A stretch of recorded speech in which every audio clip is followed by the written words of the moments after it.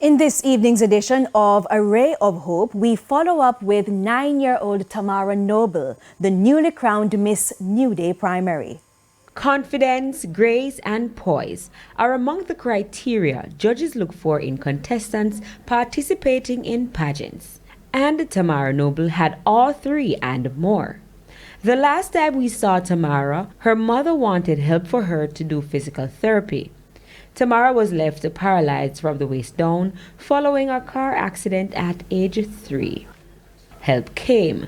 The family moved from Trelawney and has been adjusting to life in Kingston. We are not too comfortable, but we have to do what we have to do for a little girl. Tamara's disability made it hard for her to get into school, but New Day Primary accepted her. This school, I'm telling the truth, it don't have ramps, it's not ready for a wheelchair child neither, but as I come to the principal the day and he was like, I can't refuse her. Tamara is doing well academically.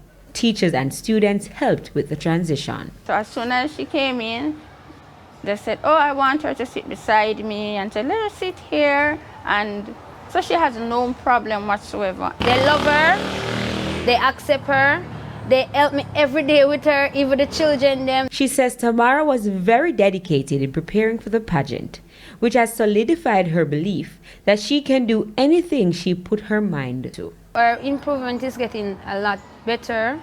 She's getting a lot of muscles in her foot. You can see the difference. She's learning to walk again. Mrs. Noble says her daughter will do her best to achieve her dreams. She always wants to do gymnastics. I check out a class for her, but they say because of her disability, she always tell me that she wants to go to the Olympic. Yes, so I'm trying to get some coach to even come and train her because nobody knows the future. Maybe God put her that way for different plans. You understand? So I really want the help for her. With A Ray of Hope, I'm Kian Morgan.